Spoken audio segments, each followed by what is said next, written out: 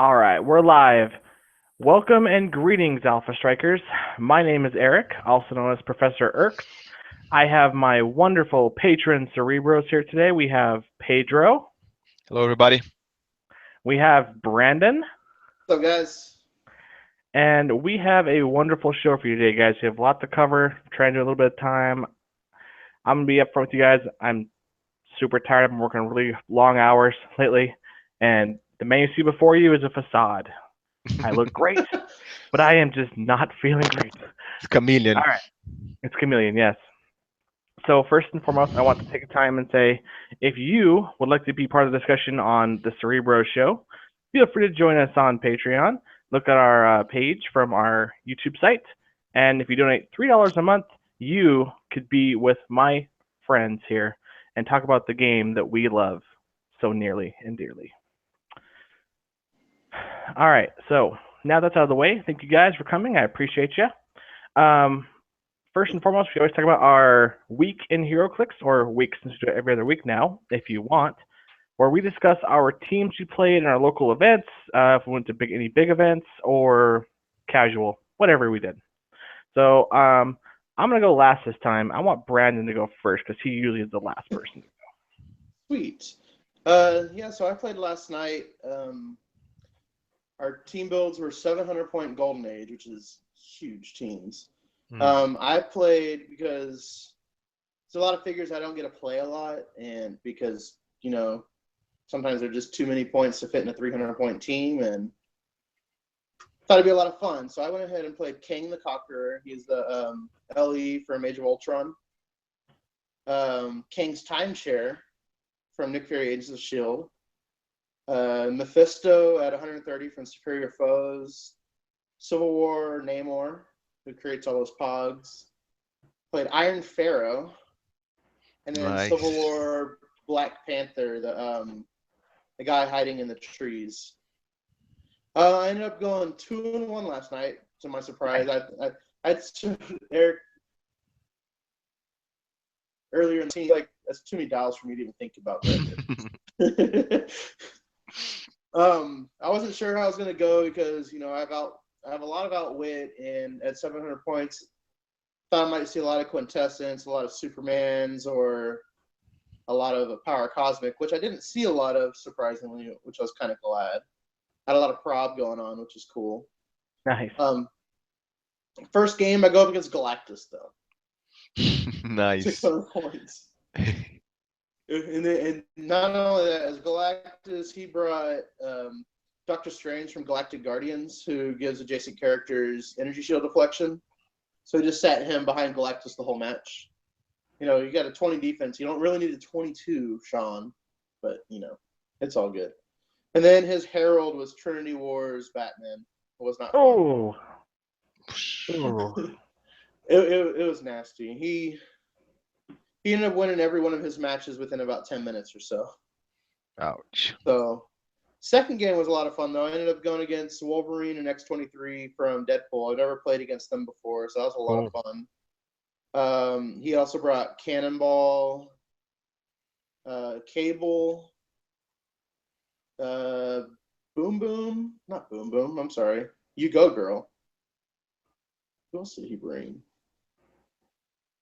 I don't know. He brought, and then You Go Girl pretty much. And man, I won map roll, which is nice. I put us on the Fear Itself water map to where my all my swimmers can get +2 to their movement, ignore characters, ignore elevated terrain, hindering terrain, which kind of really came to my advantage. I just created pogs, and he kind of let me create pogs, and the Atlantean Warriors are just a little too much for his X-23 and Wolverine. They're just attacking him left and right.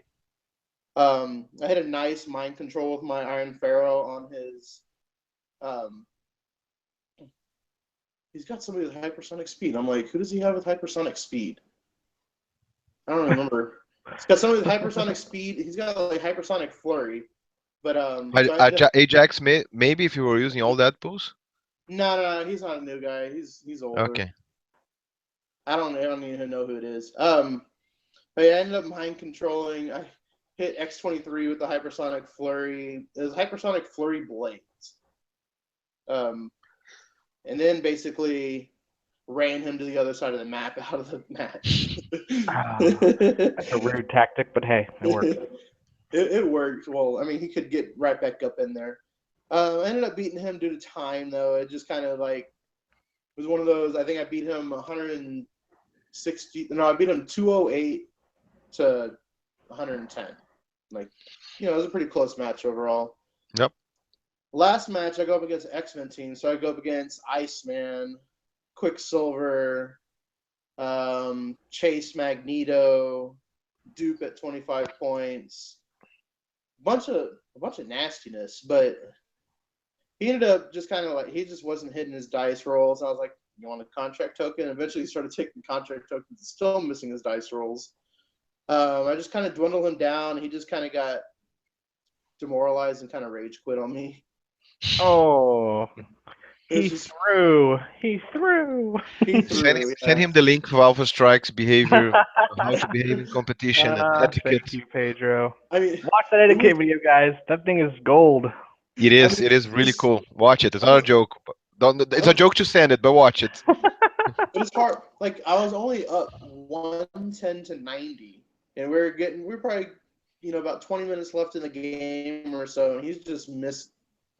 He finally threw. He changed his dice twice in the game. He just. Oh, we all have that guy at the shop who has that day. It's always a sad day.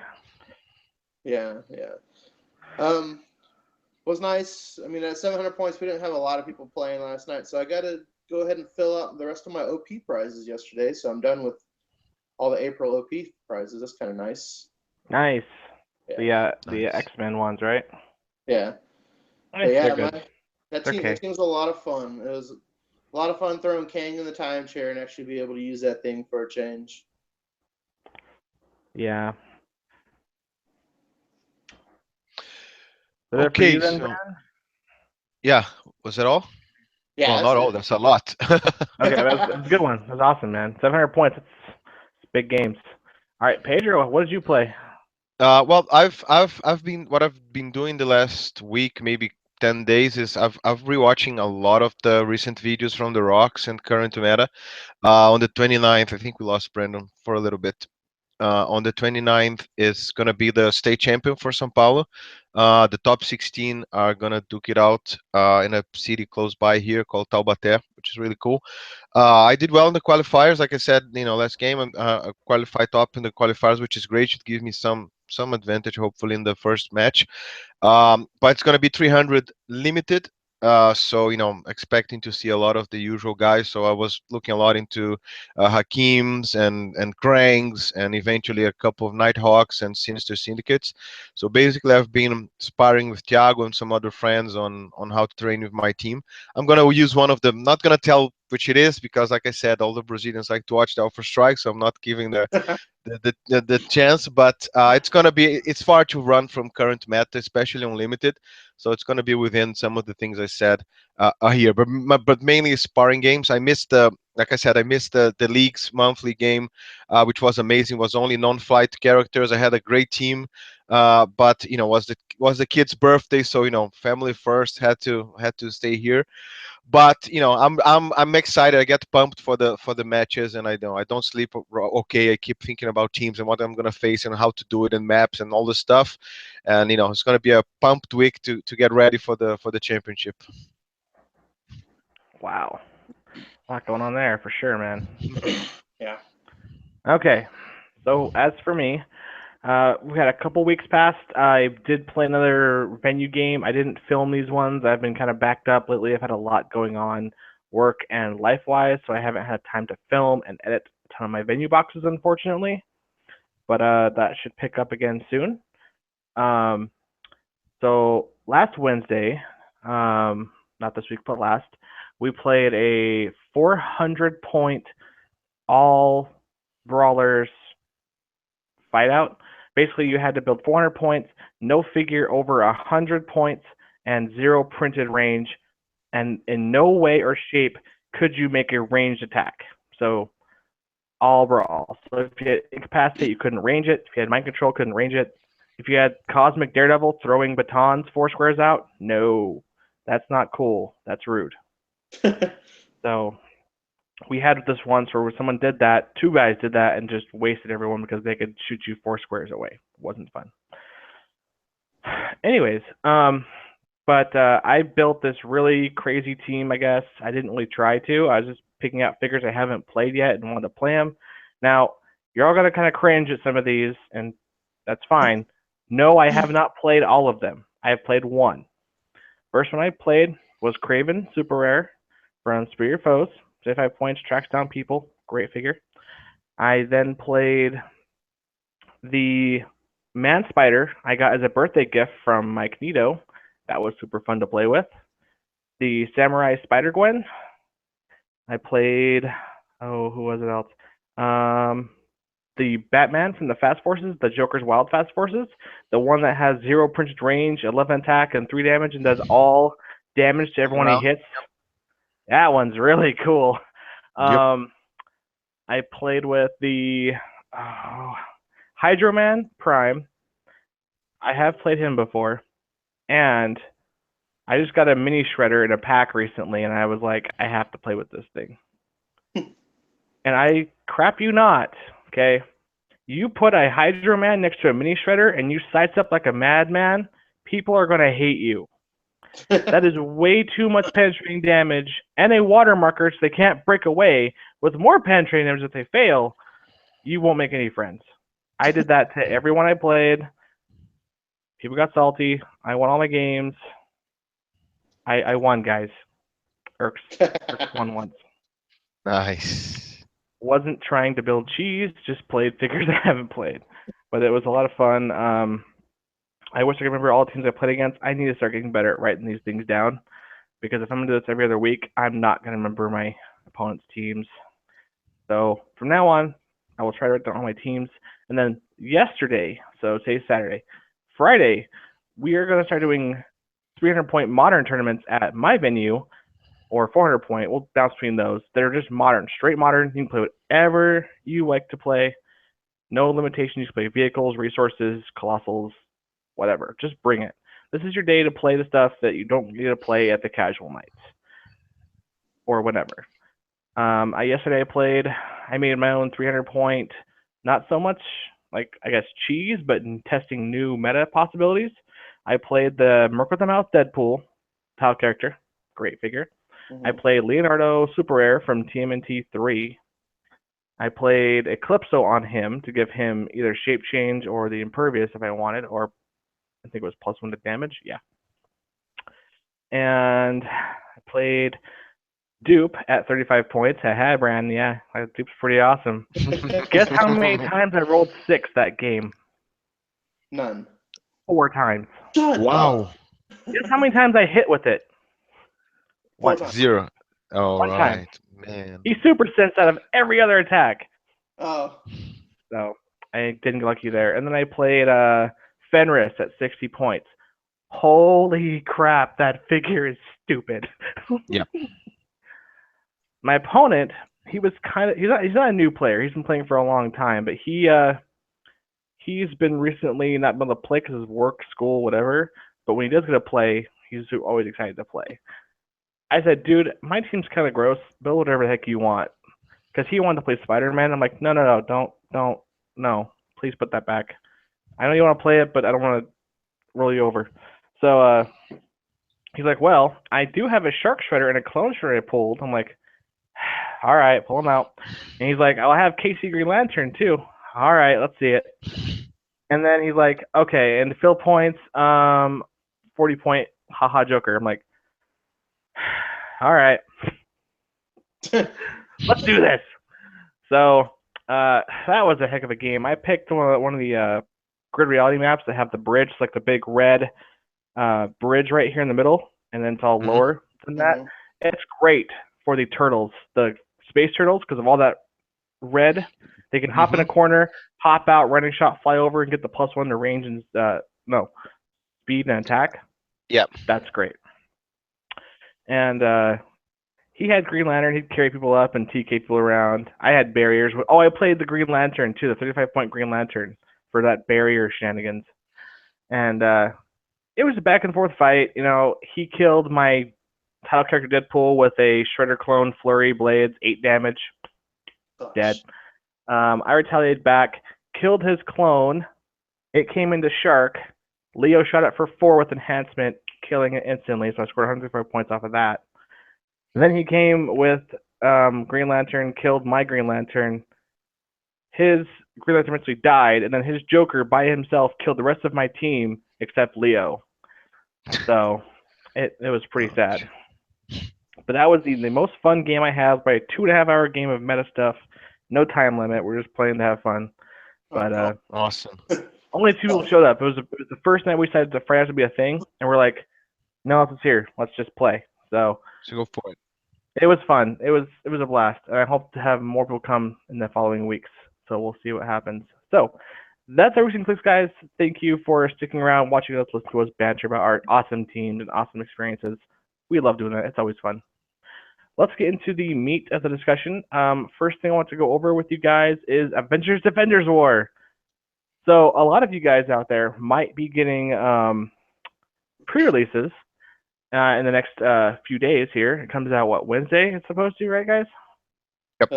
Pre-release starts 26th. Yeah, Wednesday. On my birthday at that. That's all. Yeah. Wednesdays are our usual Clicks at their venue, so it's kind of exciting that files right on that. Nice. So Mike and I will probably be there. I'm sure we're going to do a Facebook live filming of us unboxing our boosters. Brilliant. Kind of getting a lay of the land. So if you guys are on Facebook, look up our page, like us, and follow that so you guys can watch when it comes out. Brilliant. We all decided that we didn't want to do a full primer because not all the figures are spoiled yet, and they may not be before the set comes out. We'll see. But we want to talk about Scott Porter unboxings, WizKids reveals, what we are most excited for individually, and just kind of help hype the set, because this set really has a lot of options. I know people keep saying it looks like a Joker's Wild for Marvel. It really isn't. It really isn't. No. They have gone above and beyond with this set, and it's going to be a blast to play. I can feel it. So we're going to start with Pedro. You're in the middle. What are your top 3, third, first, second, and then first all over? You have to have it. Go. Okay. Wow. I'm gonna start one if I liked a lot. And there's some. I'm not gonna go straight meta. I'm gonna go mixing everything. I like the Gray Hook a lot. I think he's gonna be really strong. I think it's so far what I've seen. I haven't seen a good attacker with strong defense. There, I've seen great attackers. I've seen the Vision with great attack, great defense, and that's gonna be my second, but I'm gonna get there. I think I think it's really great. I think Grey Hook's worth checking out. I think he has, he can. I know he is a little bit fragile in the sense that you only have to attack in and stack 5 anger tokens. But that's still 5 attacks. There's still a big tank. There's still, at the worst case scenario, a taunting guy that's bringing everything into him and will let your other teams work around it. So if you don't focus on him, you don't get him. And if you do, then you have everybody else to stacking on you. So I think strategy-wise, is a lot of shenanigans you can do with him. That's one. I also like shifting focus in general. So the fact that they've made plenty is amazing. So GG WizKids for listening to everybody and for doing a good job at that. I think that making them with lower points is also crazy, because now you're not going to have 1 or 2, maybe you can have a full team of shifting focus. So I think that's awesome. And I think the Vision is looking pretty good. I think he's even gonna be maybe an entryway for shifting focus. I hope I'm not going too crazy, but in the sense that every piece of him to me look very straightforward in what they do, right? One is to withstand the attack, the other one is straight out support, the other one is movement. So there's no fooling around with what should I be using this version of the shifting focus Vision for. It's right in your face what you're supposed to do with it, and very good in, although it's very specific, very good in each one. And I think my last one, which was a internal fight between either telling the shifting focus Doctor Strange or the title character, I'm gonna have, since I'm first, I'm gonna have the privilege. I love the title character Doctor Strange. I think it's awesome What a great job. And we discussed this. We discussed this that this became a thing. Well, most likely the other one would be just as amazing or crazier. I think giving Mystic is great. I think all the powers are great. I think to the penetrating damage to a character, it's not that bad vis-a-vis what the Merc with a mouth would do with your team, which is giving everybody 2 tokens. So it's the point is good. The value, everything is like Erk said very well. We're not going to go full analysis on each piece, but I think the price there is perfectly right, and the piece alone would be already really cool. Mystics and prob, and the piece, if it were a title character for that 80 points, is already worth considering. With the title character abilities, give it to me. Give it to me now. All right. Brand, should I go or do you want to go? I I'm can giving you go. the option. Oh, we're gonna go one at a time. Okay. Yeah. Oh, what do I want here? I'm gonna go with Chase Hawkeye right here for my third most wanted right now. Really? Third? Yeah. Wow. I love that that multiple running shot ability and being able to use precision strike, especially with where precision strike's going to be coming up, to where you only have to target one person at a time.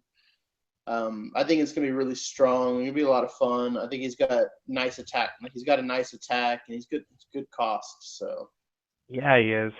yeah, I like. And the sculpt is so freaking awesome.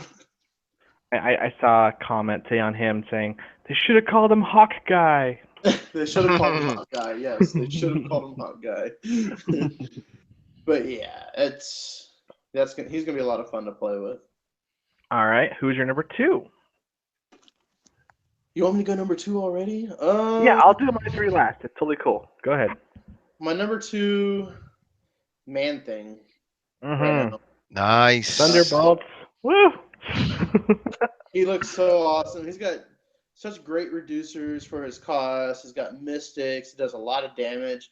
What I like most about him is keywords. Man, I'm gonna be able to put him with a Thunderbolts team, a mystical team. He's just gonna have a lot of options to play with. So I think it's gonna be a lot of fun. All right. Good choice. Yeah. And my number 1, Yep. Count Nefaria. Really? Nice. Yeah, Ooh. he's a new one that we just saw today. He's on our Facebook page, guys. If you haven't seen him yet, go check it out. He's got great attack values all the way up and down. He's got 11 and 12s, a couple of 10s, and 9 towards the end with pulse. But got a pretty deep dial. He's got good reducers. He's got regen. He's got 3 different regen dials. All of them, like basically every 3 clicks, he has regen opportunities. Yeah. He can get far. He can see far, and he's going to deal a lot of damage. And it's going to be penetrating. Now, since he's 200 points, you probably won't see a whole lot of meta play. But Brandon, do you think this guy could go toe-to-toe with Dark Angel from Uncanny X-Men? That's who I fought against. That's who I fought against in my freaking match that did the freaking hypersonic flurry over there. Yeah, that guy's nuts. Yeah, I think he easily goes toe-to-toe with Dark Angel. Like I said, I think that regen keeps him in the fight. I think what Dark Angel lacks is he's got freaking like 10 attack on his first click, and that sucks. Yeah. I mean, 10 attack's okay, but when you're spending 200 points, I don't want a 10 attack. No one does. No one does. Yep. Yeah, no, I think especially, and then he deals penetrating damage, where he has invincible, so you're not gonna be able to just penetrate him. You have to outwit his invincible to do something. And then Dark Angel's got, I'm pretty sure he either has invuln or impervious on his first click, so he's gonna take 4 and be decimated. It's two invincible. Sorry, two pink ones, then 3 impervious. Sorry, 4 clicks of impervious, then 2 of invulnerability, and then it's all happiness. Yeah. It's all happiness. So yeah. I think he'll be able to romp on Dark Angel. Sweet. All right. So I guess that brings it back to me, huh? Mm-hmm. All right, guys, ready for this? Yeah. Okay.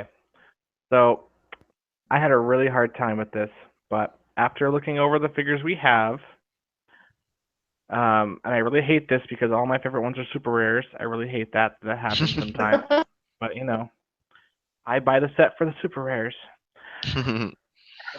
So number 3 for me is the Scott Lang Ant-Man, 80 points. Yeah. I really like this figure.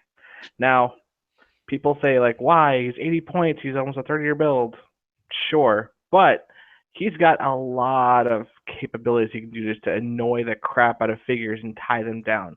So with the speed power, able to use sidestep stealth. That's cool.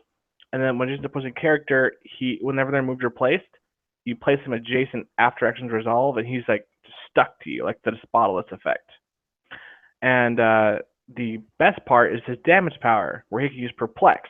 And if he does so and Perplex down one of your combat values, that character. Yeah. What? It's opposing character, yeah. When he targets an character with it. You're not going to Perplex him up. You'll Perplex him down. But that character can't target Ant-Man until your next turn unless it's the only character on its force. Now, it's not super tie down. They can still running shot away from him, but they have to break.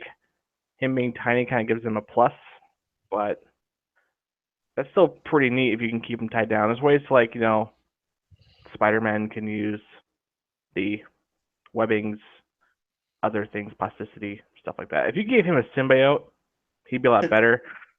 But we'll see how tiny and plasticity affects with the new rules. I'm curious to see how that works out because right now, to me, tiny and plasticity is not the best it's been. So, yeah. That's my third favorite. Second favorite, of course, Pedro said it best. That new title character, Doctor Strange. He is bananas. I think with the change to prob control and Venom Pool still being a thing, he gets around Venom Pool because the thing he gets for the -4 is not prob control. It's just reroll all your attack rolls. Yeah. Yep. I think they made that specifically because everyone was so scared of Venom Pool being a thing. So. And it's 4 points, and you only have to do it once per game, right? So you start with 3, you just do it one round, second round you got it, and then you start accumulating them over. Yep. Yeah. Now he doesn't have the whole Deadpool healing factor +1, so Deadpool can kind of stay on second click the whole time while he's +1. So you're gonna have to have Doctor Strange go down a few, but that's okay. He's kind of almost better in the middle of his dial than he is on top dial, so that's fine. And that's just options. I love these title characters. I'm so excited for the next one we see, but he'll be fun. And then my first, and this is just a want because I have to have this figure.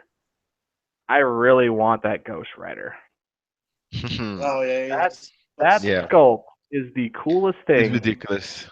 I ever saw. I thought the one from Amazing Spider-Man was cool. This one beats it all day. Yeah. And I didn't know he had 3-point values. I didn't see that before. According to the realms, he has 175 and 50. That's wow, interesting. I didn't know about. Yeah, I didn't see the 50. Cool. Yeah, I guess that's more of his I don't know, his up in your face charge exploit kind of a thing. But he's a peanut base, so he won't see play in limited play, which is kind of sad because he probably shine there really well. He has all the improvements you ever want, hindering elevated people. The Marvel Knights trait, which Scott Porter's done a good job going over that, and I think that right there, guys. You know how ATAs are going away? That is like a macro ATA. Yeah. Those are cool. So, but I won't go over his power too much, but he's very similar to the old one where he just do penetrating damage if you had 2 action tokens or whatever. But his requires a power action to move up too and then start whipping everybody. So that's pretty cool. Well, that is our top 3 guys from Avengers Defenders War. We are still taking questions. I think Pedro's helped me catch questions as they go by. Yep. I think two were the honorable mentions from the chat is, Purple Man and the Punisher with the rocket launcher. These 2 are also really cool. Very well said, chat. Awesome picks. Purple Man, so sweet. I just love that character. It's one of my favorite Marvel villains right there. Yep.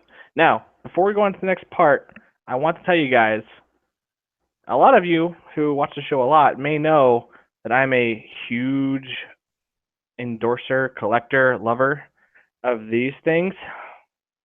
I still have all of my Marvel ones, And I'm watching this set roll by, and I'm like, let's see here. What do we got here?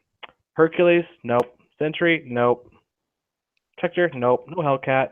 Ooh, there could be a Hellcat, though. That'd be kind of cool. Let's see. Here's an example here. Hawkeye. Spider-Man. There's a Hawkeye. Ah, Black Panther ID card. More options there. Thor down the line. Hawkeye. That new Chase Hawkeye. Ha ha ha. Yeah, that's right. That's a call-in all day. What we got here? Black Panther, Ant-Man, Hulk. Doctor Captain Strange. America. Yeah, Yeah. Doctor Strange. Iron Which Man. one of those? Which of those stay modern after the rotation? So anyone's in Nick Fury and all the con exclusive ones. Yeah. So, but at the venue I play silver. Oh yeah. But still, Iron Fist.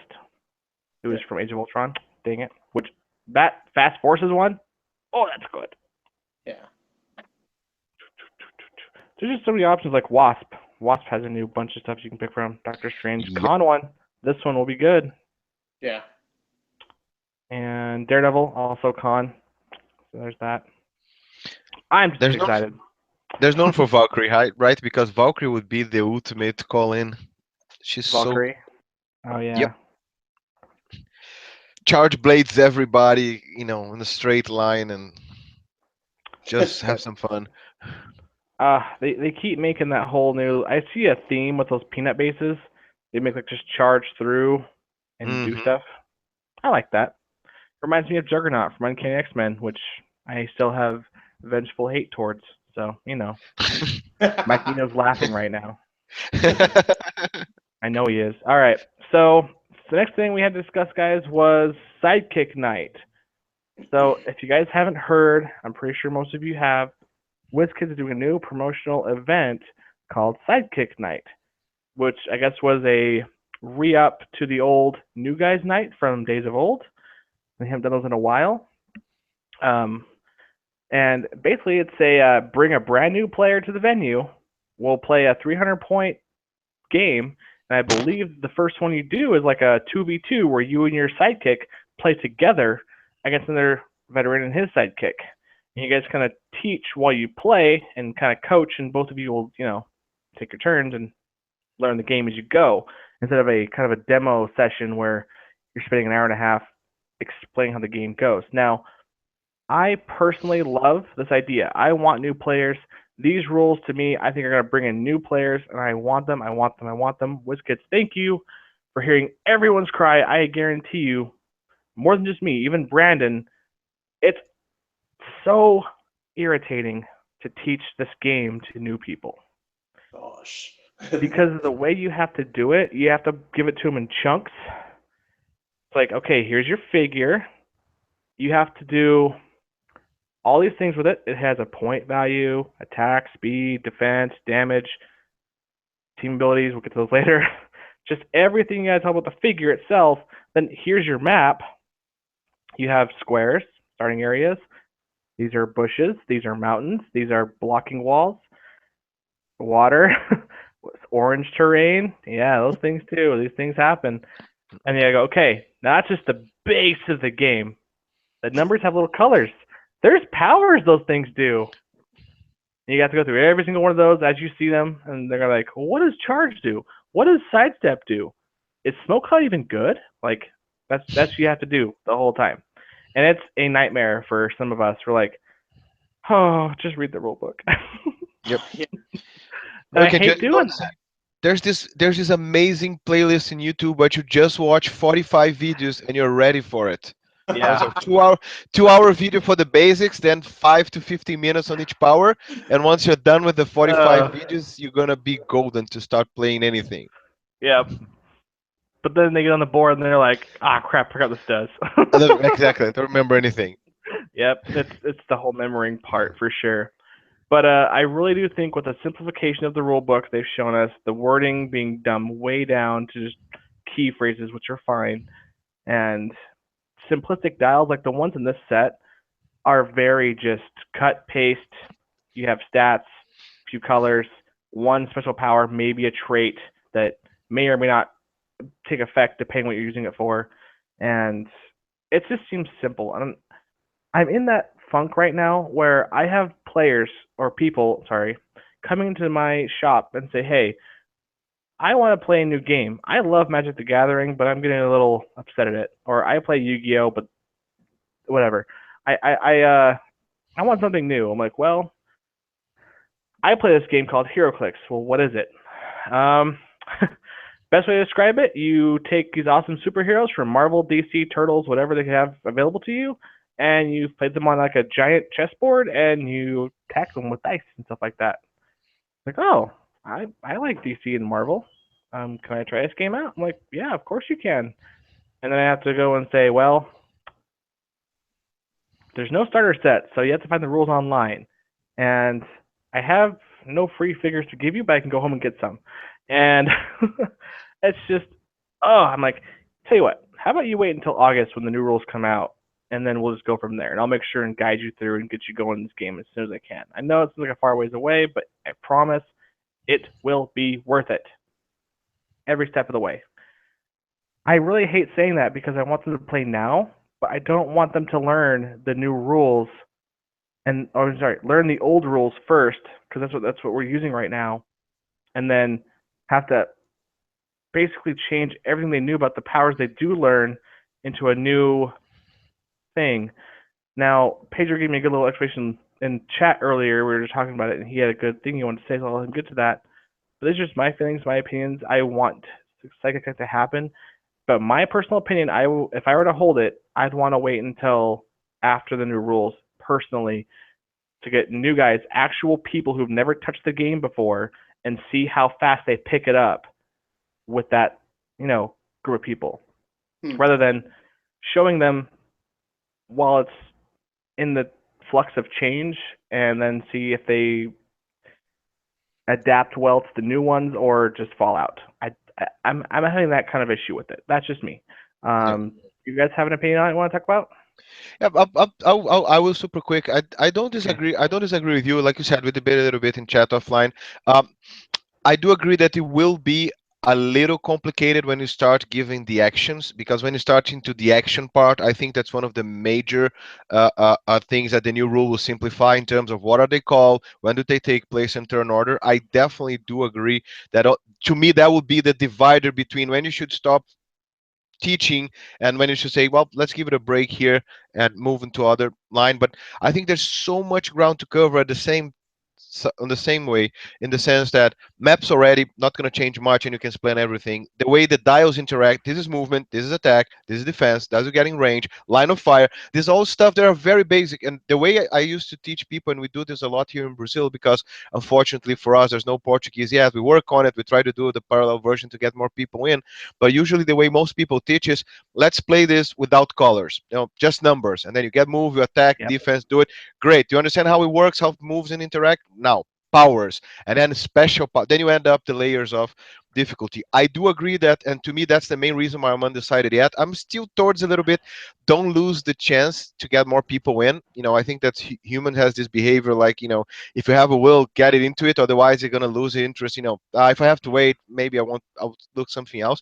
Get them in, get the basics, don't lose the opportunity to get some good people in. The community is great, most of the people who like to teach are great. Just make sure you don't get a nemesis or a rival on the other side, otherwise you're going to be hitting your sidekick and saying, let me play him, don't worry, just watch and try to learn. Get someone cool to play against so both sidekicks enjoy it, and start the basics at least you get it going. I agree with you that actions and more complicated powers will be rough, but at least if you can get something going, at least get him hooked to the school game, and on the basics.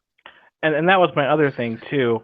I would love that, but then I thought about like, oh, what's your money situation like? Because we're going to be hitting 6 different sets in each month here.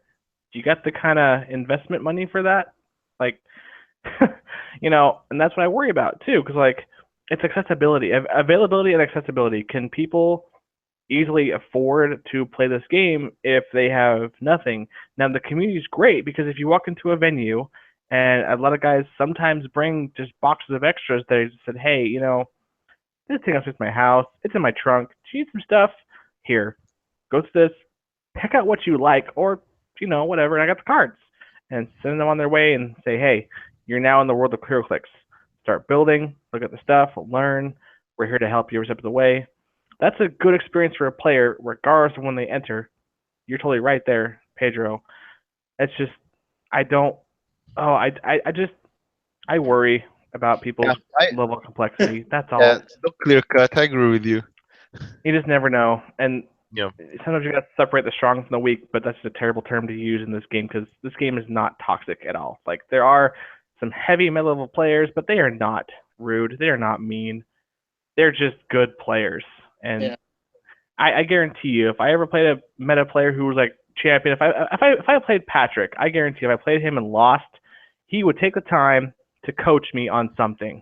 I know he would. Same for any guy out there who's in the meta.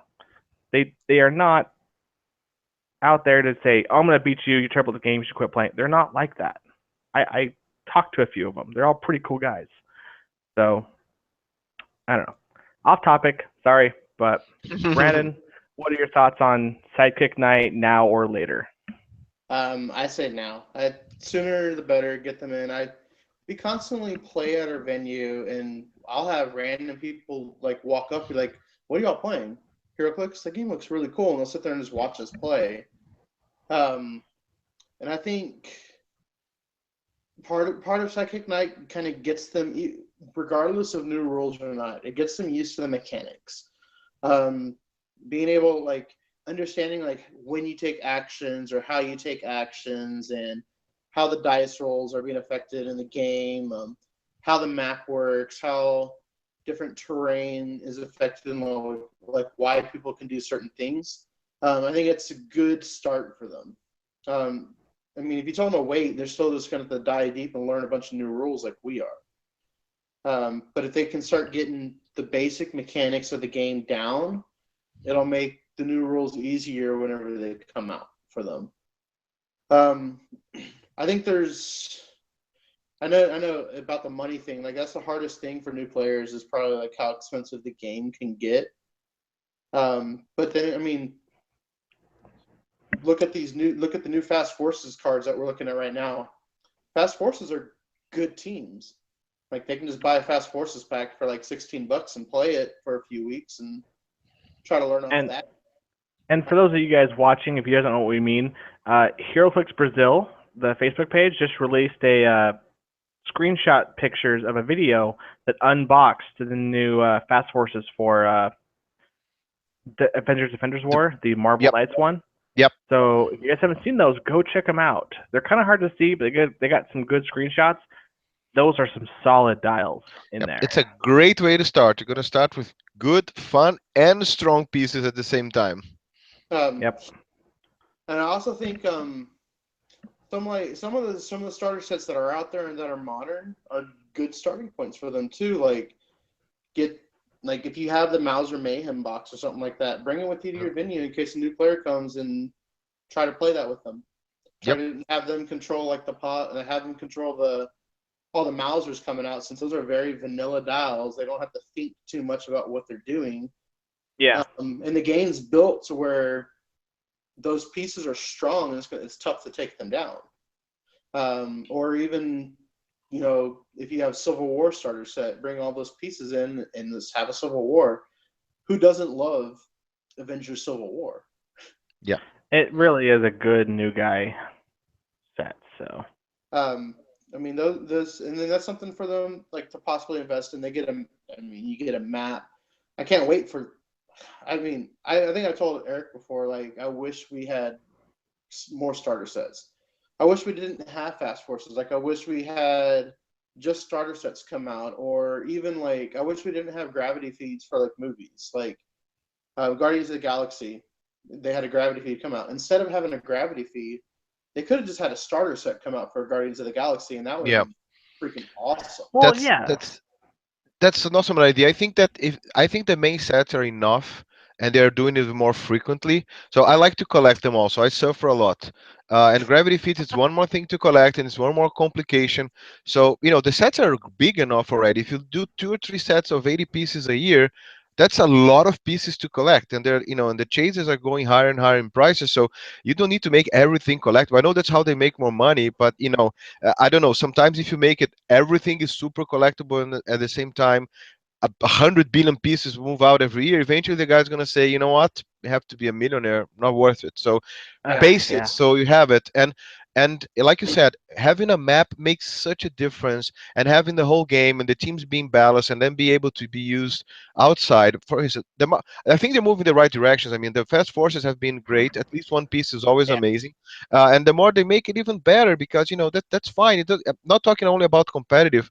um, by making things simpler, eventually you will find your style, and then you're gonna. I'm like a stealthy Batman family kind of guy.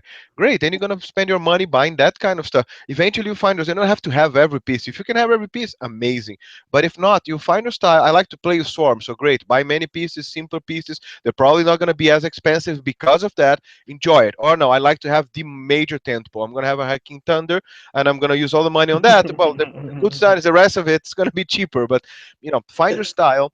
But I think it all boils down, and that's why I think Sidekick Knight, the sooner the better, because I think it Yeah. all boils down to whoever introduced you to the game. And if the guy is cool, he's gonna ease you into it. He's gonna help you with some pieces, lend you some. So if you have a good mentor, if you have a good guy to bring you in, he's gonna ease this curve and make you enjoy the game and not worry about buying every piece and having everything. And to me, and that's how the community is built. But it's a pool. Even if you see the Mary Click guys and Mike and Erx talking all the time, one borrow piece from the other, one steal piece from the other. Make sure you give them back. But you force borrow it. Yeah. But that's how the game moves. Yeah. I would add, if you find yourself bringing somebody in for a psychic night, I would encourage like the organizers to extend the time a little bit. That way we can actually like sit there and openly discuss like your strategy as you're playing the game. Like be cool with your opponent that you're facing against. Like, hey, we're not out to cut each other's throat right now. Like let's like really explain our strategy explain our options, so like the new player kind of understands like, well, okay, these are all my options at this moment right now. And then you ask them like, so what do you want to do? Give them the option to make the decision. Like, give them all their options. Be like, what would you like to do? You want to attack right now? Do you want to do this? You want, whatever situation arises, kind of give them more of an option to do it. For sure. And that's something that Mike and I actually want to start doing in our me versus him battle boxes for the sets. Is when we get the new sets and we play with them, when we do our battle box videos, we want to kind of explain to each other what our strategy is as we play it out. That way, new players can watch our videos and kind of think how we think and see, oh, that's how he got to wanting to do that running shot, or why he sidestepped away and then TK'd and then brought in this guy to charge. Yeah. They're gonna, instead of just us doing it, they're gonna say, oh, that's why you okay, because we've had lots of people like watch Mike Nito play and like, why did he take that attack? Why is he moving in the corner like that? Mike plays a very mean game. He does things you would never expect people to do, and it's so much fun to play with him. And he just ever since I met him, it's been just an honor to play games with him and learn from him, and it's helped my game a lot.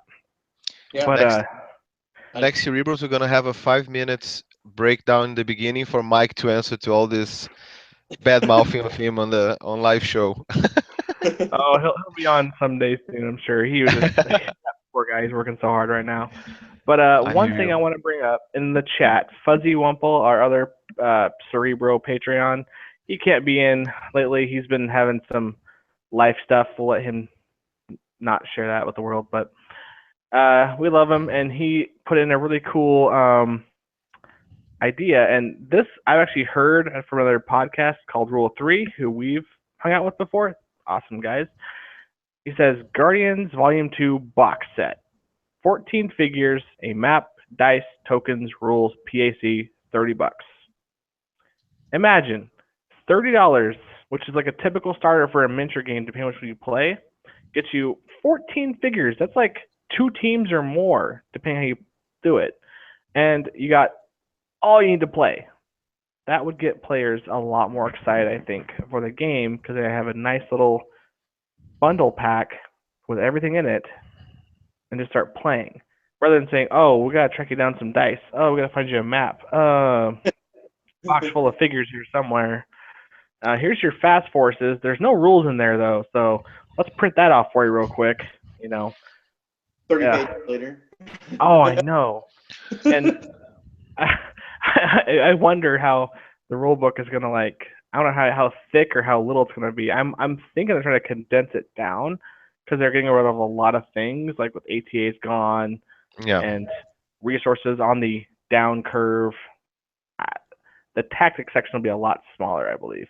So, but that's that's just our 2 cents, guys. That's how we all feel about the new guy night or sidekick night.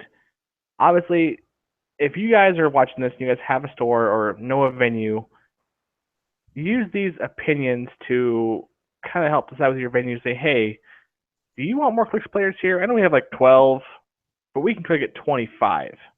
And it's like 25 clicks players. That's a lot more bricks I'd sell. That's like one per person. If they buy cases, it's even more, huh? So, you know, but it's a good incentive for your store to say, okay, fine, I will buy the kit. It's like whatever dollars. You pick a night, and we'll start doing it this date, and we'll keep doing it for the rest. And the prizes they give out for those are really, really good. Like all consoles of stuff. These would be high-end pieces that like a new player would be like, oh, it's in a box. What is this? You know. Yeah. So it's gonna be great. Now, one thing I want to go over real quick, just as a quick finisher to this whole thing. So I have a question for you too, since you're in the and this is for the chat too. So anyone in the chat listening, listen now. This is very, very important. I want you guys to kind of give me an idea. At your typical pre-release event, if you played during Deadpool, so we'll just go to that one since that was a Deadpool. How many players did you guys get at your pre-release if you had one?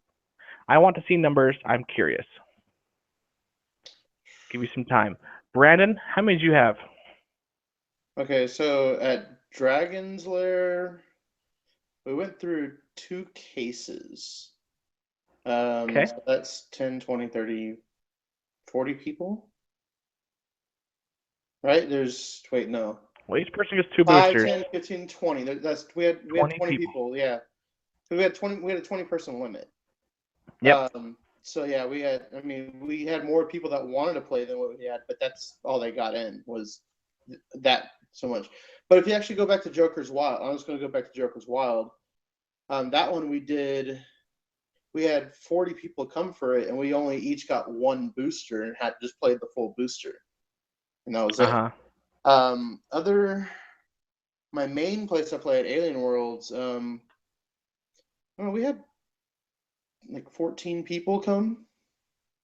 It seems, for what's weird in San Antonio, it seems like when we have pre-releases and releases, we get people that play, because we have 2 really like main venues in San Antonio, but then like New Braunfels isn't too far away and Seguin isn't too far away, and they actually have pretty big communities, and then they'll travel for like pre-releases and stuff like that.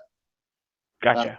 They normally don't come to release, but pre-releases they definitely come to, just because you get early view of pieces. It's okay. So, Brand, the consensus is 20 or less, generally. Yeah, 20 or less, yeah. All right. Pedro, have you attended a pre-release and had a decent number? No, but I can contribute in the sense that we have been discussing everything that we're doing here in Brazil and how to make things happen. And maybe because we don't have things as easily available or at the same price as US, but it's funny because what drives people to come are usually getting something. It's not necessarily the pricing, because for example, make an interesting comment in the sense that people want a bit more than just a booster price. Here in Brazil, we're one step behind, where if you do a championship and the guy actually has to qualify nicely to get something back, it's going to be harder. You're going to get only the enthusiasts and the people who really love the game. I'm saying this because, for instance, in leagues, it's harder for you to be part of a serious league where you contribute in every month when you play to have a nice case or 2 cases to draft around. But if you did something like pre-releases here, I'm pretty sure Brazil would have a billion, because people will be fine with just saying, I'm going to buy the boosters, I'm going to have some fun, and I'm getting my money's worth, plus the extra hours of game with my friends. So that one would be an easy sell here, easily, easily. They wouldn't see, we're not in the part that you're already getting used to the booster price, so you wanted something else because you could buy the booster and play with your friends at home. To me, the advantage of being with your friends in an event is already worth it. And if, Hmm. I don't get any I don't need any discount or pricing. But we're still in that stage where getting the booster will be cool enough. So I understand that maybe the guys are already using and say, no, to us the extra is a little bit more, it's a little bit of pricing. And I understand it, but I think that the opportunity, the availability, and having things early and having some nice fun, and it's awesome. Awesome, awesome. Especially if you want to relax from some super meta thing, right? No, it's gonna be sealed. There's nothing much you can do. Just gonna test your skill there. Nothing to worry too much. Have some fun. Get pieces early. Enjoy it. Maybe you're gonna have an ultra chase in the Deadpool, and then lots of bragging around it, and go home happy, and that's it. And that's totally fair. All right, so I got some messages in the chat. Thank you guys so much for participating. I appreciate you guys. So Fuzzy Wumple, he got 4. David got 12, which was big for his area. Patrick got 5. I think that's all I got for now. Yeah. So those numbers surprise Torx at me. 8. Wait, where? Who? Torx 7771 8. 4 12 Oh, 5 8. Torax. Okay, thank you. Thanks, Torax. Um, so let me give you guys a bit of an example, okay? So last night, the reason why I'm a little tired today, last night was the pre-release for Amonkhet, the new Magic set that just came out. I had to work it. I worked from midnight to 8 a.m. this morning. We had 61 people in my store playing this game. I'm trying to think to myself, now sure, this is a card game. You get your boosters, you make your deck. All right. And Magic's really easy, right? Like you can almost teach anyone this game. Now, I'm like, what would happen if we had 60 Heroclix players for a pre-release? Now, I'm trying to think, why would Magic players come to the pre-release? Well, they want the new cards. They want to get back into the game. They want to socialize, have fun. That makes sense to me. But you know what's also great about pre-releases for Magic? The prizing. You can literally go there and sometimes win an entire booster box of the new set. Now, for Heroclix, this used to be the release nights. I know venues who would do a release event, like a midnight release event, 2 boosters sealed. I think you paid like 35 instead of 25, and that extra 10 would go towards the brick for someone to win, the winner brick event, I guess it's called. And I'm like, now that's great and all, but that makes it a cutthroat sealed event where the first person wants that booster brick. But in Magic, if you get top 16, you're going to get something, whether it be 2 boosters or even 8 or 9 boosters. Now, I know Magic cards are cards, whatever, same thing, 15 cards, 1 rare per pack. But Heroclix, you get 5 figures, rare or better, and there's only 10 in a brick. I'm not good at marketing or business, but why can't WizKids do almost the exact same thing and get 60 people for Heroclix? Now, at that point, it probably has to be a battle royale format, so it's a little bit more pod, versus doing a massive, like, you have to do 9 rounds of sealed. No, please. We can't do that much Heroclix. Because, I'll tell you, man. Yeah, but you had a great idea. That should be easy for them. I don't work there. I don't have any inside information, but it shouldn't be that hard for them because I see them done otherwise. Do 2, 3, 4 chases. Maybe do half sets for 4 chases and send it to the stores. Don't charge extra and say this is the pricing. It's like Magic. It's the same printing. They print it for nothing. It doesn't matter. Or yeah, or even Go to the specifically machine, and then I don't mean this in an offensive way whatsoever, in China or whatever it's being printed, and say this one printing the chases or producing the chases. Do double these ones. They don't have I don't mean again in an offensive way. They don't track the no. secondary market. They don't have a reserved list. It's not like HeroClick has a full stock list. traders behind it to check it. So people doesn't. If they did, chases wouldn't be worth $90 a week after releases. So do some more, and I'm sure that from what I hear in the chat can criticize or agree with me.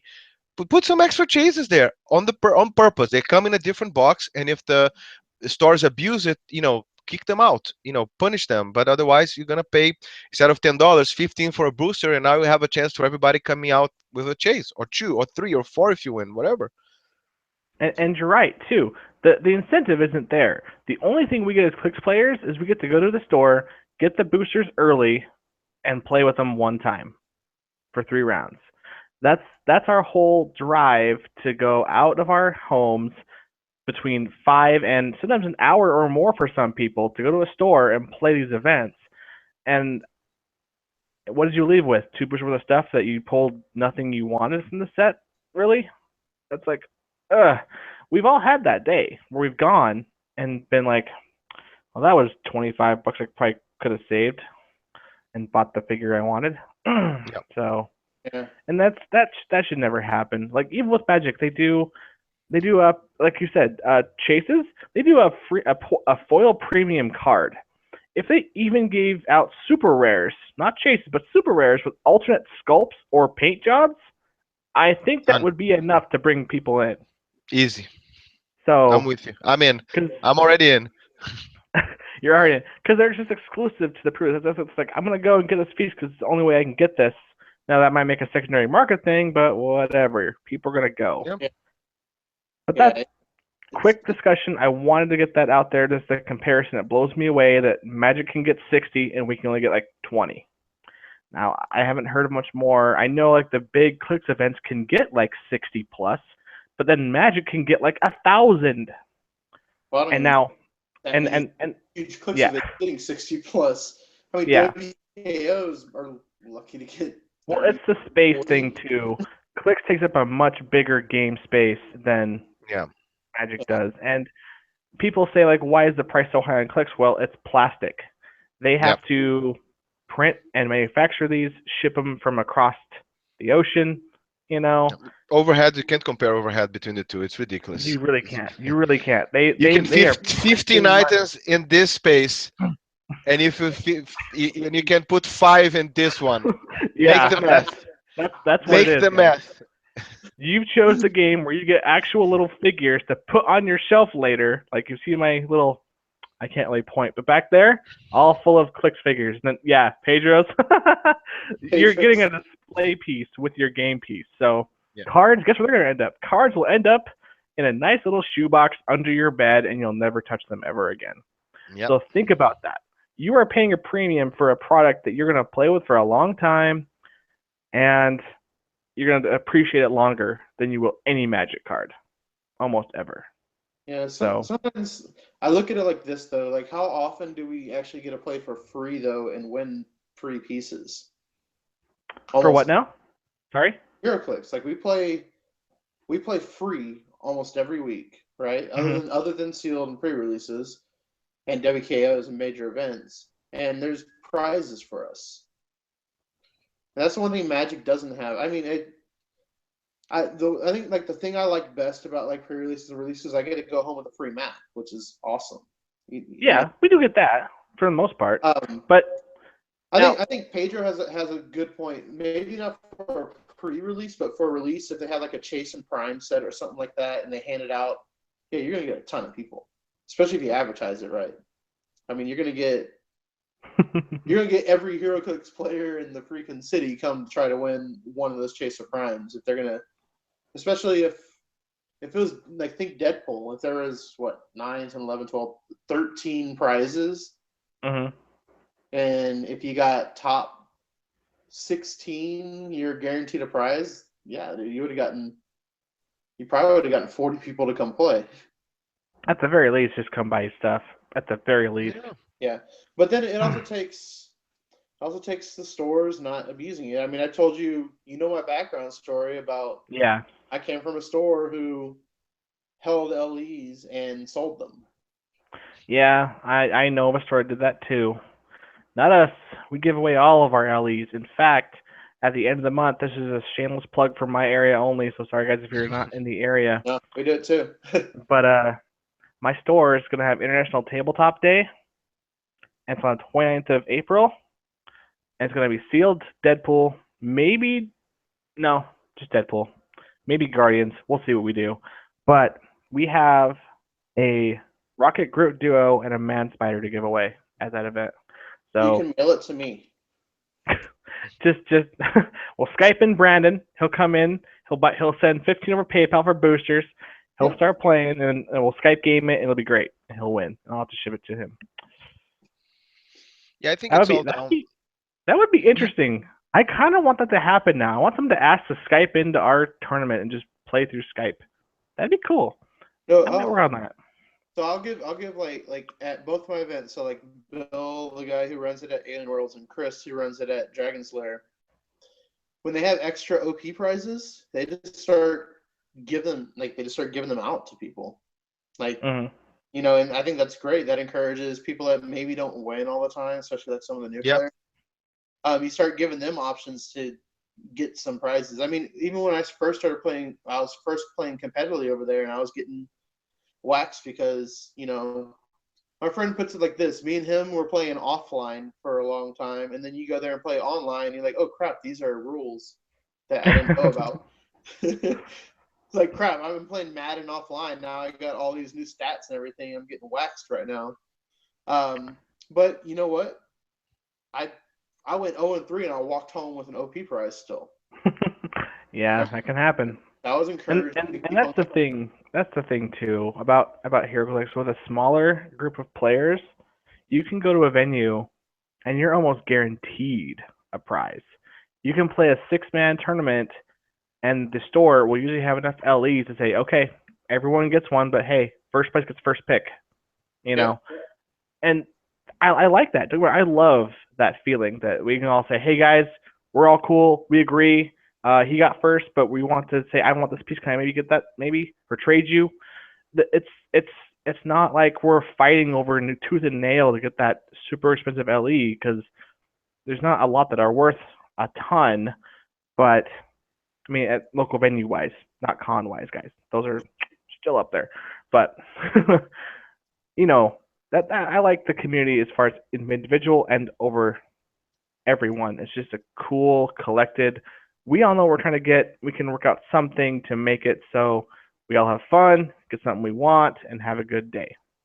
That's what I want in the end. Now, wrapping up here soon, let's go over our community questions. Thank you all in the chat for asking us questions. Pedro, pull up yours. I'm going to go with mine first, and if I miss any. Okay.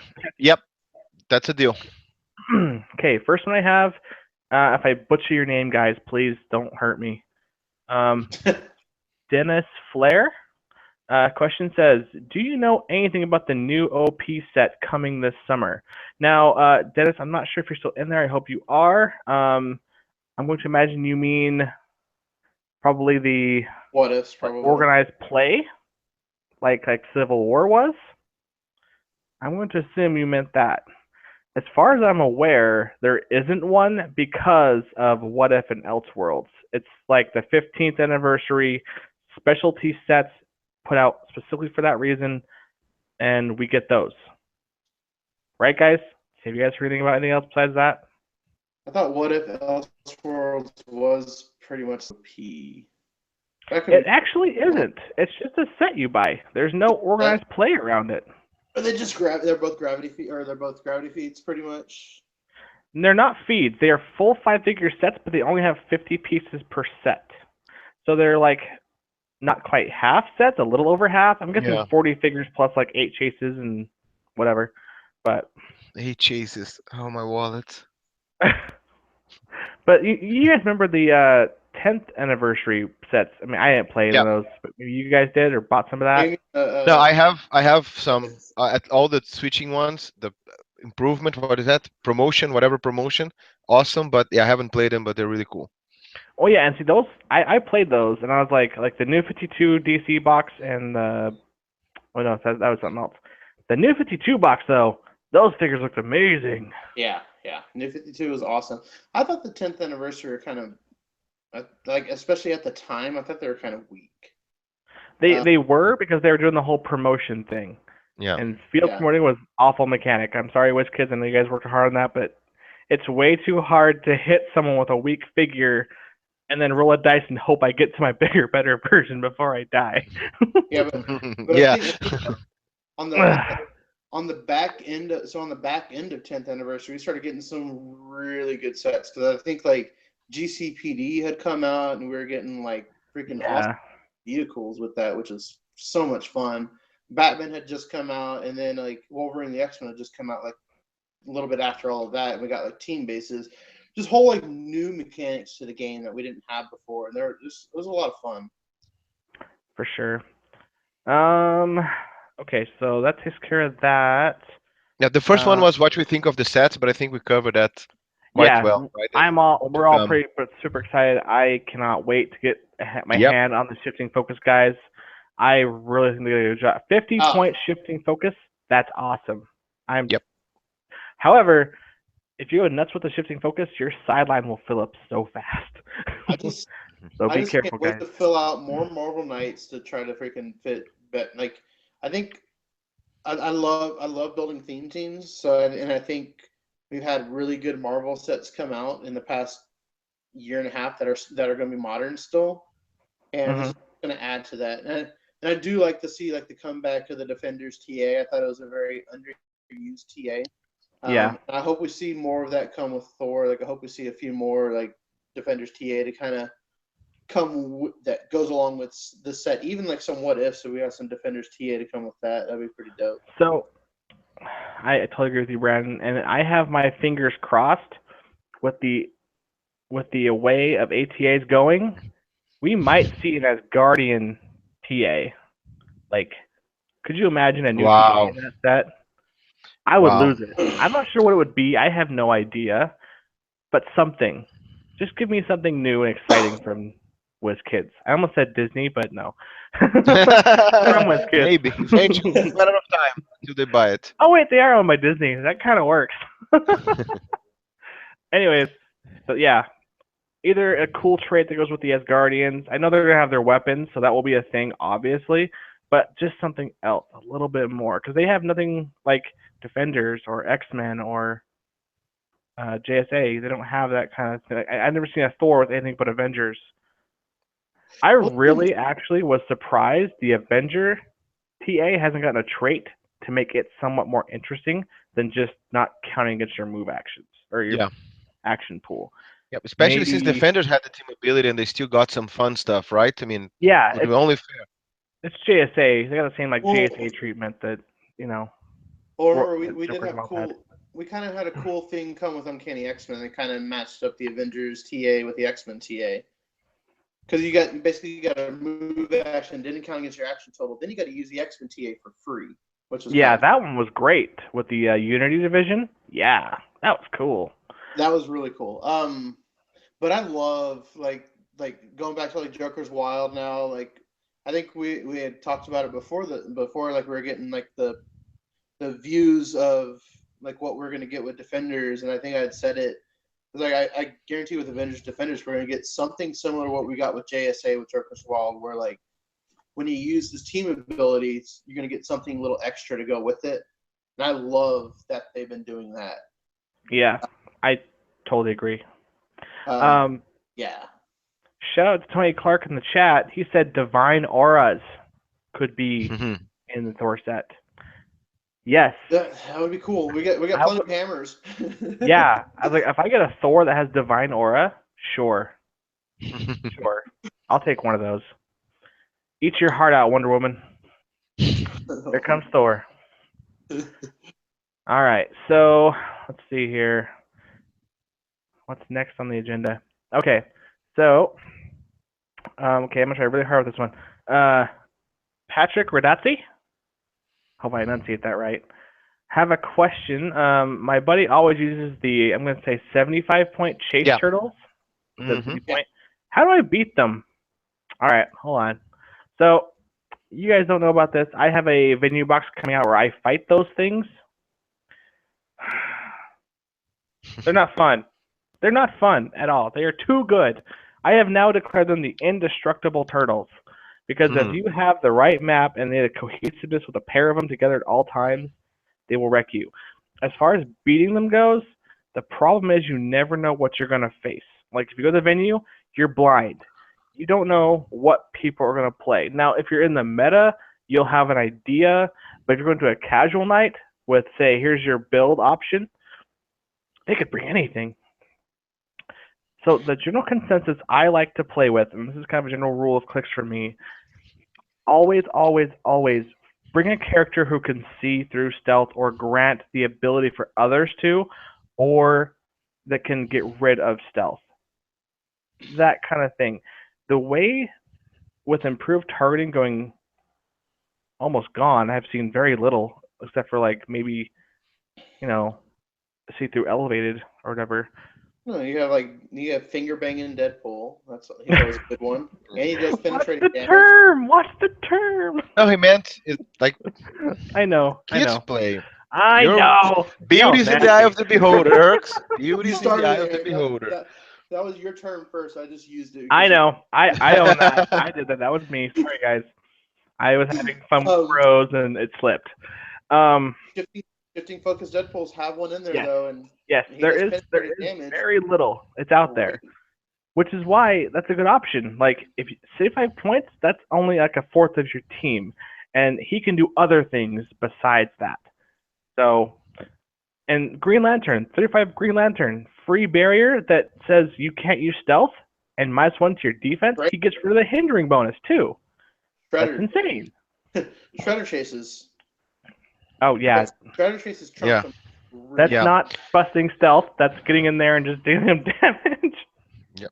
Yeah. I think penetrating damage. The trick is penetrating damage. You're not until with the new rule change out to it, but that's the answer for everything. But until there, penetrating damage is great. You can put a couple colossal atoms just so you retaliate in case they go after the first one. Have a second to retaliate with 2 penetrating. After the first or second clicks on them, they're not that strong. That in terms of team building, I would go penetrating damage, stealth busting for sure, and penetrating damage. Those are the things that mainly will get you there. If everything fails, the 2 easy cop outs is Nick Fury or Mixplix, because if you lock them down first, you might have better chance around them than they do. All tactics wise, and that's my last suggestion, is they will need if they played not properly in a way that I know everything there is to know. I'm a poor sod, but get their carrier, because if they're going to be strong, they're going to have to carry someone to carry them, so they're upper faces and will be able to attack you hard. So get their carrier. If it's an overdrive, kill it quick. If it's a Renetili, a little bit harder, but go after it. Kite them around, because once they lose their carry, they're very rough to move around and get to you, and you can play around them. So have some penetrating damage and take out their carry, or worst case scenario, have an atom to back up, do a lot of damage, because once they're off their top clicks, they're not there menacing. Yeah. But the shredders are awesome. The best idea. Shredders are great. Yeah. Get 2 shredders on top of their head and have fun. Oh, that's Shredder's wreck turtle. Such a go-to team for me too. It's like I love bringing who do I bring? Leo, Mikey, like both those chases with Clarion. Like that's like a staple of my animal team right there. So guys, quick challenge this real quick. Okay. So Patrick only has Joker's Wild. Now you have to beat Turtles with only that set. So, okay, Killing Joker, penetrating poison, stealth, double tokens, mastermind with Joker thugs. That one's easy. Watch Mike play it. He does an awesome job doing it. There are plenty of videos there. If you can sneak in a mercenary, Deadpool mercenary, then it's not gonna even be funny. You're just gonna win bad, and it's gonna be disrespectful. I would add Killing Joke Joker. I like that. Do Killing Joke Joker with Ha Ha Ha Joker to mastermind. Gross. Strong combo, and then all you gotta do is sit there because they gotta come to you. But yeah, you have the range game too, so if they also easy one, guys. Map choice. Easy ones. We're forgetting it. You had it all along, Eric, and we missed it. Super Rare Green Lantern. I did say that. Separate them. I did impervious, say that. but you didn't say to remove impervious. Don't break stealth. Break adjacency. Oh, because you use Big Boy Barrier and just split them off. Yes. And split them off. No more impervious. Go for it. Careful though. You have to be careful. Because if they're in the hindering train, you can't place the barriers in the hindering. Hindering. Yeah, but they'll have to come out of that eventually. And even if you take a first round of beating, just break adjacency between the 2 of them and have a good time. And then take them out. And then take their mistakes. Like sometimes they'll make a mistake and they'll break them apart, and then you just swarm, take them out. Yeah, but I saw somewhere, and we can have this discussion offline. But I think I saw somewhere that the wall marker actually below the character would ignore the necessity for that to be hindering. But we can check it out. No, no, We'll have to look that one up. I'm Okay, and pretty that sure. No, WizKids, they clarified it because somebody asked the question. And they asked, does it still have to, for the marker, does it still have to be in clear terrain? They're like, yes, still has to follow everything that barrier does. And you can't put Yes. barrier and hindrance. Okay, Because So- what happens is the trigger says he does barrier, but he can replace it with the marker, and so it has to follow barrier rules. Cool. Just before, if you allow me, because there's a linked question. Tony Clark just asked what kiting means because we mentioned it. Kiting is when you have more range than your opponent and you can move and attack him so that you're always farther away from you. So you can also attack him from a distance which he can never bridge the gap. So I always like playing a kite and you just beating him yeah, around you him keep without running him. So shot rude. backwards. Yes. So rude. Yeah, Yeah. I did that a lot yesterday. With That's why I kites. said it's disrespectful because you just keep pot shotting him while he never bridges the gap to get to you. Rude. Rude. I say rude. Yeah. Yep. Okay. So, hope that helps, Patrick. You now have Yeah. a few options there. Let's go Yep. on to our next one. David Brzezinski says, could you guys explain to me the basic concept of the new title character element of the game? So, Pedro, I'm burning out here a little bit. Do you want to do that for me?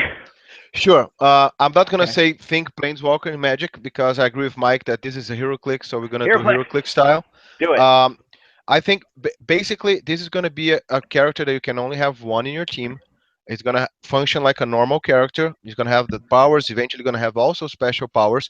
But at the back of the card, you're gonna see a special section that you're gonna see where you're gonna have he's going to start with 3 plot points, and plot point is a terminology that already refers exclusively to a title character. It normally is going to start with 3 plot points, and then what you're going to do is you're going to have certain actions that you can do that are going to add up to these plot points. If you, in the Merc with a Mouth, which is a title character example, you could use add 1 plot point and heal a click, and that would be the function of the first adding 1 plot point. You also had 2 other abilities that would remove would spend the plot points that you're earning. The first one would be you spend 2, and for the that round, until your next round, the opponents wouldn't have their character values modified, which would be kind of a Nighthawk equivalent or an outsider equivalent effect on all your opponent's team. Or you can add up to 6 and spend all 6 at once and do kind of a matrix like shoot everybody for 2 penetrating damage within range and line of fire, and I think you can prob once. I don't remember all Yes. of it by heart. At the same time, there are some drawbacks because these are very special powers. Your character alone with that, even if you're having to stockpile some plot points to use the bigger specials, there are some drawbacks to that. Usually, and so far these two have the same one, is that if you don't attack a character by the time you add the plot point to your character, that you're going to take 1 damage. And the second one is the Merc with a Mouth. Actually, when you die, when your title character dies, you would put 2 tokens on your whole team. So you're gonna lose the next round for sure. That I one's forgot really, that. yeah, that's really, really hard. And on the contrary, Doctor Strange, which is the new one, is a little bit softer, in which you get someone in your team and deal 2 penetrating damage. So there are these whole drawbacks and extra powers, but extra drawbacks for you to consider. And remember, you can only have 1 title character in your team. I think it's a cool mechanic. I think it's like to have your flag, not necessarily a tent pole, but a flag character in your team with some crazy mechanic to bring something new to the table to make you, think harder and see how you can incorporate this stuff. And I think it's going to be, very interesting. And like we said, it's new stuff, so we have to see how it plays out. Thank you, Pedro. Very well Pleasure. said. Okay. Let's see what we have now. The last one I have down is from Torax, longtime subber of the channel, loves us, comments on every video. Thank you so much, buddy. He says, "What series would you guys like to see in HeroClix for WizKids to make?" So if we had one thing, series, movie, what would we make if we could ask WizKids to make them? Can I go? Can I go? Can I go? Brandon, you got the first. Yes, definitely. You have the floor. Dragon Ball. So much. Dragon Ball or Dragon Ball Z or All of them, dude. all of them? Yeah, Just everything. WizKids can make so much money on it. All you gotta do is just release the sagas. Like, just release them one at a time in the different sagas. It would be so much fun to have. You know how many sets that would be, Brandon? That's like printing money. That's like you could do one for just Dragon Ball, like a whole graph feed for Dragon Ball, the little Dude, but they have mini they have Goku on the lineup. Nimbus Cloud. That'd be a chase. For like 2 to 3 years of Dragon Ball stuff to come out, at least. Ugh, so much Dragon Ball. I just want to see like Lord Beerus go up against Superman, or we could settle that Goku versus Superman debate. Finally, right? Oh, dude, Goku would so be a Superman dial, easy. And then like you could have different. You could even maybe you can create an upgrade mechanic to where like as they KO people, maybe they can get like a dial, and then you can spend that dial to upgrade them to like a Saiyan level 2 or 3 and stuff like that. Yeah, it's an anger token thing, for sure. And then there's so many characters. Like there's just so many figures they can get in there. It would be so huge. I think it'd be my favorite. I don't know. All right. Pedro, do you have one you like? Yes, I have two ones, and one is and the reason I'm saying two one is because the first one you need to be 126 years old to get the reference, but it's so perfect. It's such a perfect mech, and you can make so many pogs out of it and incorporate. The first one is going to be on a cartoon that's old as time called The Visionaries. Do you guys remember what this is? The Visionaries were knights, and they all had their chest emblazoned with animals or a banner with the animals, and they would summon the animals from their chest, and they had all these crazy powers. And the powers are already named for Heroclix, like wisdom, protection, strength, light speed, healing, poison, flight. So they're all there. It would be a perfect match, and it's such a rich environment. It would be so cool to have this crazy stuff. But since it's too old, nobody would remember. It's like it was already old when He-Man came out. I would go with something just as old as He-Man and go Silverhawks or Thundercats. That would be so cool to me. I love those shows. I was really young at the time, and I think they're rich characters that can have all the shenanigans, and it would be super cool. Or Transformer if you want to, a more cooler, closer set to date. Me and our friend, we were talking about Transformers as like a possibility the other day. He's like, but it'd be so expensive, like to sit there and try to get these pieces that are going to sit there and transform. Or like, or if they don't transform, it's just going to be stupid. They would have to have the A version is the robot version, and the B version is the vehicle, so they sell double. And you're just shifting. Everybody would have shifting focus. How cool is that? You replace them for the vehicle, and you're done. I think it'd be awesome. The sad thing is, though, guys, let's be real. Every single figure in that set would have traded shape change. Yeah. In the chat, I'm like, yeah, they would. You're not wrong. You guys took all the good ones. Like Dragon Ball Z was my top number one too. I would love that. My number 2 is Doctor Who. Nice. It wouldn't be terrible. I'm sure Mike would buy everything of that. He loves Doctor Who. And he could shifting focus into the 6 or 7 version of himself, which would be awesome. Focus everything. Let's just get all of this done. I'll just play all my figures. The only one that I really thought would be really cool that WizKids could actually do, since they have Nickelodeon with Turtles, I want Airbender. I would really like an Airbender set. It's not too big. Everyone knows it and Legend of Korra. And so, while I don't know everything about that show, I've only watched a little bit of it, but I do like what I saw. You could do easily a graph feed, probably 1 or 2. It would be done. And maybe even 1 5-figure booster if you want to go crazy with it. But I just think the idea... No, wait, no. I retract that. That's a good one. That's number 2. First one is Star Wars. They make Star Wars Heroclix. I will be broke. Yep. I think we should put that on our concours. That doesn't count. Like, to me, it also would be like beyond everything. Whatever. Name a price and just have it. And see, that's the thing. Since WizKids is with Marvel and Marvel has Star Wars and Disney has both of those, if Disney will ever get the rights for Star Wars back from Fantasy Flight, it could happen. Yeah. And I will be there when it happens, and I will buy everything. Okay. And now that Disney owns Marvel and Star Wars, so it's easy. One person to talk to only. Yeah, that's it, dude. It's a possibility, very much Well, so, and I'm super excited. Okay. So I'm looking at what licenses Nika owns right now. Uh huh. Some good ideas possibly in here. Predator. So Predator versus Alien possibly. You Cool. did discuss maybe doing that again. I've heard somewhere they could do that again. Masters of the Universe. Haha. I said that not on purpose. Harry Lucky guess. Harry Potter. Nuh-uh. Yeah. Huh. Hmm. Okay. Interesting. All right. Harry Potter would be I- pretty cool. I'd Well, have Hermione on my team. everybody would be mystical. So like the biggest team ever in the universe or Oh animal. gosh. How about Left 4 Dead? Ooh. Nice. I was in all these video game titles. Assassin's Creed? They've done that one. Interesting. Resident Evil? I'd be all over that. Yeah. RoboCop? Okay. Nice. That's the starter set. Borderlands? No. Borderlands is crazy. Borderland could be its own thing. Oh. Interesting. I want all of the Raiders. Castlevania would be awesome. Dude, just give me Soma. Awesome. Just give me a Cas- Soma. And then Yeah. Soma, as he KOs people, he gains their souls. He could just start with do like turtles. Start with a gravity feed. Everybody will love it, and then you have 3 of them. We don't care. Start Yeah. small. Start small. I think Okay. gravity feed is great for testing this Alright. stuff.